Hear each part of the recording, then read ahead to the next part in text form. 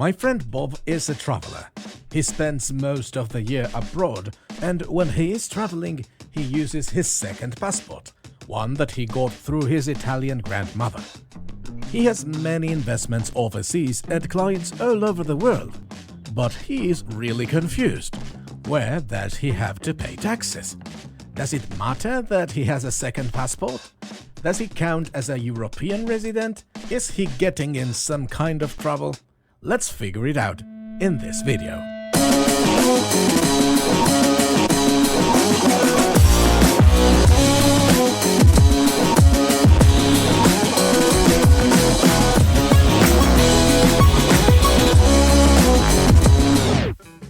Welcome to Not Financial Advice. My name is Tobias. I'm an attorney and international finance expert, and today we will discuss some aspects of dual citizenship. But you know, one of my oldest dreams was to build an amazing community of investors wanting to learn and be better at it.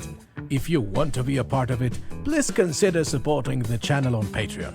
And if you like my videos and want to buy me a coffee, that would be amazing too. Thank you. Links down below. So, too many concepts that people get confused all the time, and no one to blame for that. Even the media often makes the same mistakes. You need to learn to differentiate the concepts of citizenship, residence, and tax or fiscal residence. If Bob has dual citizenship, does he have to pay taxes in both of the countries?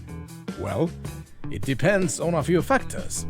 If one of the countries is the United States, then he has to file taxes there regardless of where he lives in the world or any other citizenship that he may have. But the rest of the world does not work like that.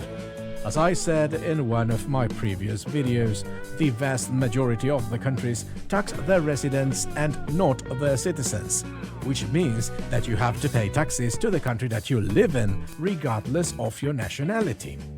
Let's say you are Irish, but you want to live in Brazil. Then you go and get a residence permit in Brazil, which allows you to live there. Are you going to pay taxes in Brazil instead of Ireland? Not necessarily. Now, there are two countries that allow you to reside: Ireland and Brazil. Which one gets your money? Now, it's the time to introduce the concept of tax or fiscal residence. You may be a resident of both countries, but are you a tax resident? Most of the countries have the rule that the country that gets your money is the one that has the center of your life.